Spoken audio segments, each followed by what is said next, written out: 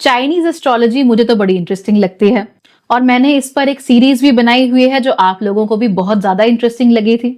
इसीलिए इस बार हम चाइनीज जोडियाक की बात भी अलग से करेंगे। एंड हाँ, मैंने चाइनीज जोडियाक पर्सनालिटी की बात तो पहले कर ही ली है। आगे चलकर मैं आपको ये भी बताऊंगी कि 2025 अलग अलग चाइनीज जोडियाक वालों के लिए कैसा रहने वाला है।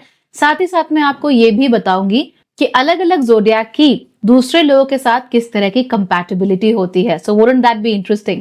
बहुत मदद करेगा आपको पता करने में कि आपकी कुछ लोगों से क्यों बनती है और कुछ लोगों से नेचुरली क्यों नहीं बनती है। We are also going to talk about the deeper meanings of Chinese zodiacs and वो कैसे अपनी जिंदगी में हम इंटीग्रेट कर सकते हैं। लकी कलर्स कौन से हो सकते हैं, लकी नंबर्स कौन से हो सकते हैं, so on and so fourth.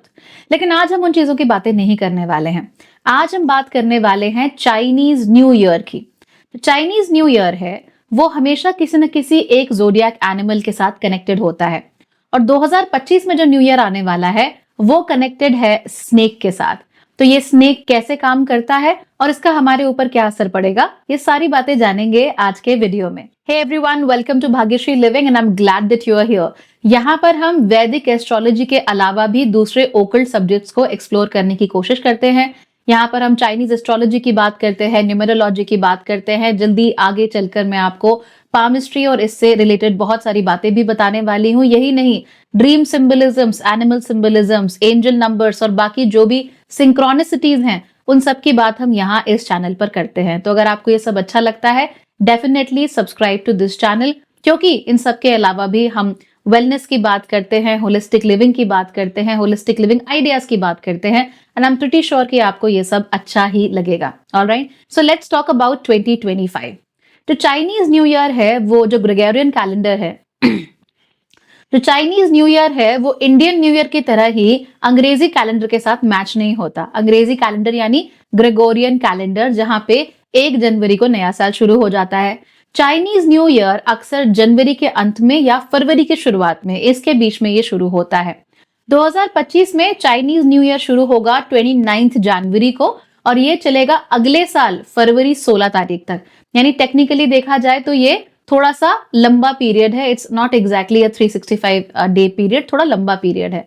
तो जैसा हमारा इंडियन सिस्टम में भी होता है ना, ईयर जो होता है वो एग्जैक्टली ग्रेगोरियन कैलेंडर से मैच नहीं करता है, ठीक वैसे ही चाइना के साथ भी होता है। चाइना का भी जो कैलेंडर है तो एग्जैक्टली ग्रेगोरियन कैलेंडर के साथ मैच नहीं होता है। और चाइना में न्यू ईयर बहुत बड़ा दिन होता है। जैसे हमारे यहाँ दिवाली है, चाइना में वैसे ही न्यू ईयर होता है, because they are not exactly that religious जैसे हम लोग होते हैं ना, they are not like that. तो न्यू ईयर उनके लिए बहुत इंपॉर्टेंट फेस्टिवल होता है और हर साल को वो एक जोडियाक एनिमल के साथ कनेक्ट करके देखते हैं। जैसे 2024 वाला जो साल है उसे वो ड्रैगन के साथ कनेक्ट करके देखते हैं। और आपको मालूम ही है कि ड्रैगन्स चाइनीज जो मिथोलॉजी है उसमें कितने इंपॉर्टेंट होते हैं। यही वजह होती है कि ज्यादातर लोग चाहते हैं कि उनके बच्चों का जन्म ड्रैगन ईयर्स में हो। Isn't that interesting? लेकिन जब ये ड्रैगन ईयर खत्म होगा 29 जनवरी 2025 को, तब शुरू हो जाएगा हमारा ईयर ऑफ द स्नेक। तो ईयर ऑफ द ड्रैगन खत्म हो गया, अब होगा ईयर ऑफ द स्नेक शुरू। लेकिन इसमें भी एक डिस्टिंक्शन होता है, एक अलग चीज होती है। वो होती है कि एलिमेंट कौन सा है। तो वुड हो सकता है, फायर हो सकता है, वाटर हो सकता है, 5 अलग अलग एलिमेंट होते हैं। लेकिन इस बार का जो स्नेक है वो है द वुड स्नेक। यानी कि इस साल में जो भी बच्चे जन्मेंगे 29 जनवरी 2025 से लेकर 16 फरवरी 2026 के बीच में, उन सबको हम year of the wood snake का जन्मा हुआ मानेंगे। अब स्नेक नाम सुनते ही तो वैसे लोग बड़े घबरा जाते हैं, परेशान हो जाते हैं, लेकिन परेशान होने वाली कोई बात होती नहीं है। देखिए, जब भी स्नेक्स का मेंशन होता है वहां पर हम डीप हिडन नॉलेज, मिस्ट्रीज और ओकल्टिज्म की बात हमेशा ही करते हैं। चाहे आप दुनिया के किसी भी कल्चर में चले जाइए, snakes will always be represented with deep hidden mysteries. यहां तक कि पूरी दुनिया में ही स्नेक्स डरावने भी होते हैं लेकिन उतने ही ज्यादा एनिग्मेटिक भी होते हैं। यानी कि हमें उनसे डर भी लगता है, उनसे घबराहट भी होती है, हम सपने में भी दिख जाए तो एकदम पसीना पसीना हो जाते हैं, लेकिन वो रिप्रेजेंट हमारी कॉन्शियसनेस के सबसे निचले स्तर को भी करते हैं, जहां से बाकी सारी चीजें धीमे धीमे करके जन्म लेती हैं। इसीलिए जब भी हम डीप हिडन मिस्ट्रीज की बात करते हैं तो स्नेक्स का जिक्र आता ही है। भारत में भी आप लोगों ने, चाहे आप इंडिया में कहीं से भी हो, आप लोगों ने नाग और नागमणि के बारे में जरूर सुना होगा, नाग जाति के बारे में जरूर सुना होगा। पाताल के एक लोक में वो रहते हैं जहां पर उनके सिर पर सुशोभित मणियां इतनी प्रज्वलित होती हैं, इतनी खूबसूरत होती हैं कि उनके कारण सूर्य के प्रकाश की जरूरत ही नहीं पड़ती। यानी जो जेम्स उनके माथे पर होते हैं वो इतने ब्राइट होते हैं कि सूर्य की जरूरत ही नहीं है उस पाताल में।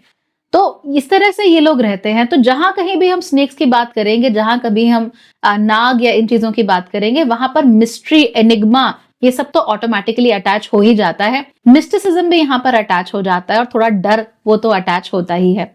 स्नेक्स के बारे में कहते हैं कि किसी को नहीं छोड़ते, कभी भी किसी को भी काट सकते हैं। और जब भी हम स्नेक्स की बात करते हैं तो एक ऐसा व्यक्ति जो मैग्नेटिक आंखें हैं, चुंबकीय आकर्षण है जिसके अंदर, और उसके साथ साथ ही ऐसा व्यक्ति जो कि जिसकी जबान काफी तीखी हो सकती है, ऐसे को हम इमेजिन करते हैं। ऐसा व्यक्ति थोड़ा रूखा है, उसको हम इमेजिन करते हैं।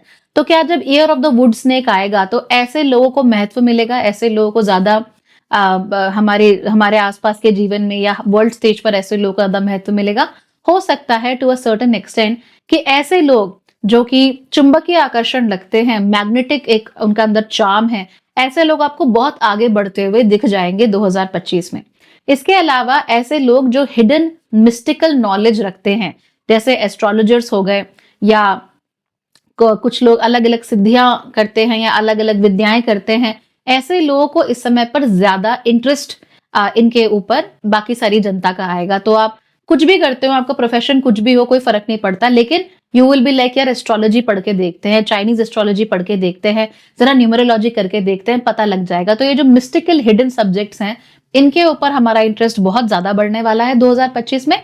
यही नहीं, जो लोग इस तरह के काम करते हैं उनके ऊपर भी बहुत ज्यादा लाइमलाइट आने वाली है, उनके ऊपर भी बहुत ज्यादा फोकस आने वाला है। तो नेक्स्ट ईयर अगर बहुत सारे लोग अपने आप को बहुत बड़ा बड़ा गुरु बताने लगे, बहुत सारे लोगों को आप में सुनने लगे कि अरे ये तो बड़े ज्ञानी हैं, ये तो बड़ा ऐसा है, ये तो बड़ा वैसा है, तो इसमें हैरान होने वाली बात नहीं है, क्योंकि इस तरह के लोग ज्यादा प्रोमिनेंस गेन करेंगे। इसके अलावा जो लोग एंथ्रोपोलॉजी करते हैं, पुराने जमाने की सभ्यताओं को पढ़ते हैं, जो लोग आर्कियोलॉजी इस तरह के फील्ड्स में हैं, सोशियोलॉजी करते हैं, जो लोग साइकोलॉजी करते हैं, इस तरह के लोगों को भी ज्यादा अटेंशन मिलती हुई आप लोगों को दिखेगी, और हमारा भी जनरल इंटरेस्ट इस तरह के सब्जेक्ट्स में ज्यादा बढ़ने वाला है। But that is not where things end, क्योंकि ये year of the wood snake है, इसीलिए इस साल ज्यादातर लोगों के मन में अपनी जिंदगी को ऑर्डर में लाने की एक इच्छा डेवलप होने लगेगी। Most people will be about कि मेरी लाइफ बहुत मेसी हो गई है, मैं कैसे इसको ठीक करूं, सब कुछ मेरे हाथ से बिखरता जा रहा है, मैं कैसे इसको ठीक करूं, मैं कैसे इसे ऑर्डर में लाऊं। तो ये सारी चीजें आपको होती हुई दिखेंगी, और ऐसे सेलिब्रिटीज, ऐसे इन्फ्लुएंसर्स या ऐसे लोग जो आपको चीजों को ऑर्डर में लाना सिखाते हैं, अपनी लाइफ को अपने कंट्रोल में रखना सिखाते हैं, ऐसे लोग बहुत ज्यादा बढ़ जाएंगे। तो सामान्य रूप से जो मोटिवेशनल स्पीकर हैं वो तो है ही, लेकिन जो आपको प्रैक्टिकल बता रहे हैं कि ऐसा करो, ये गाइडलाइन फॉलो करो, ये सब कुछ बहुत ज्यादा बढ़ जाएगा। जैसे एग्जांपल देती हूँ, डॉक्टर एंड्रयू हुबरमैन है, so he has a Huberman routine, तो बहुत लोग उनको फॉलो करते हैं। अगले साल और ज्यादा लोग फॉलो करने लगेंगे, क्यों? क्योंकि उसके रूटीन के थ्रू उनको सुनने को, समझने को, जानने को और करने को मिल रहा है something very specific that gives them a routine. तो डॉक्टर एंड्रयू हुबरमैन का रूटीन वैसे बहुत पॉपुलर है, लेकिन अगर आप लोग नहीं जानते तो वो कहते हैं कि सुबह उठ के आप थोड़ा समय धूप में बिताइए, which is astrologically absolutely correct, absolutely correct astrologically. इसके अलावा आप लोग कॉफी है, जैसे बहुत सारे लोग सुबह उठ के कॉफी पीते हैं वरना उनसे चला नहीं जाता, तो कॉफी जो कहते हैं कि इमीडिएटली उठ के आप कॉफी ना पिएं, सुबह उठ के पानी में हल्का सा नमक घोलकर पीने को कहते हैं। And he is a neurobiologist और a neuro scientist, I forgot the exact term, but he is very good, और उन्होंने बहुत सारे लोगों की जिंदगी चेंज की है। तो आप इस तरह के लोगों की तरफ अट्रैक्ट होंगे। तो डॉक्टर हुबरमैन है, उनके अलावा भी बहुत सारे लोग हैं जो साइंस बैक्ड चीजें आपको बताते हैं कि ऐसे करो, ऐसा करो, जिंदगी को ऐसे ऑर्डर में लेके आओ। तो ऐसे लोगों की तरफ बहुत ज्यादा ध्यान जाने लगेगा। इसके अलावा पोइट्री में भी हमारा बहुत ज्यादा ध्यान जाएगा। We will become very appreciative of arts and poetry. हम लोग आजकल जैसे गाने चल रहे हैं, very odd songs, isn't it, very odd songs, I don't understand the music. In fact आज ही मैंने गाना सुना, it was an Uttarakhandi song, बहुत पैसा खर्च किया हुआ था उसमें, and they had done everything right, but somehow वो गाना कोहिरेंट नहीं था।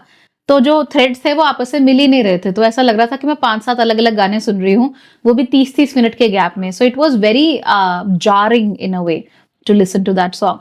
तो इस तरह का म्यूजिक इवेंचुअली आउटडेटेड ही होने वाला है और बहुत जल्दी हो जाएगा। और जो क्लासिक वॉइसेस हैं या क्लासिक मेलोडीज हैं उनकी तरफ हमारा ध्यान जाना शुरू हो सकता है एक बार फिर से। जहां भी हम स्नेक पर्सन्स की बात करते हैं वहां पर हमें ध्यान आते हैं माओ Zedong, well an important figure in China, John F Kennedy और उसके साथ साथ ही जेके राउलिंग। और यहाँ पर जेके राउलिंग बहुत ज्यादा इंपॉर्टेंट हो जाती हैं, क्यों?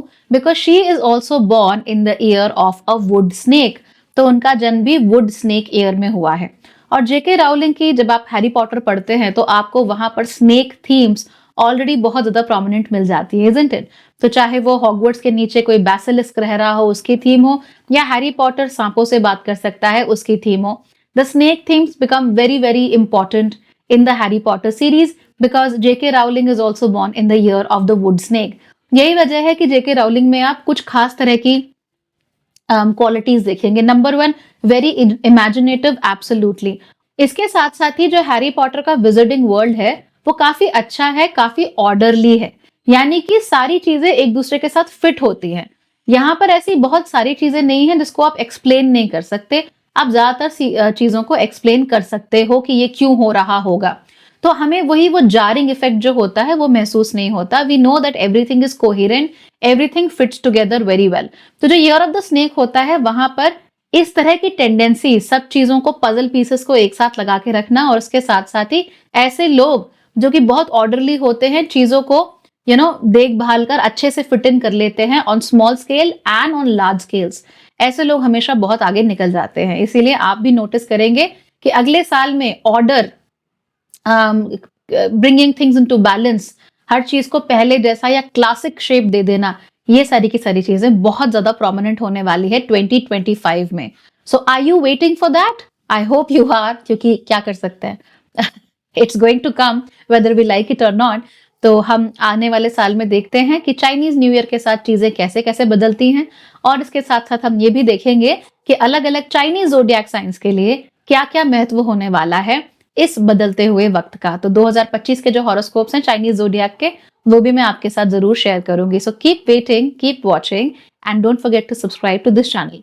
हाँ, एक और बात है, 2025 के लिए मैंने वर्कबुक्स बनाई हुई हैं, तो आप मेरी वेबसाइट bhagyashree.org पर जाके वो वर्कबुक्स देख सकते हैं और उन वर्कबुक्स का हिस्सा बन सकते हैं, ताकि आपका अगला जो साल है वो बहुत ही अच्छा बन जाए। So thank you so much for watching everybody and see you later. Bye bye.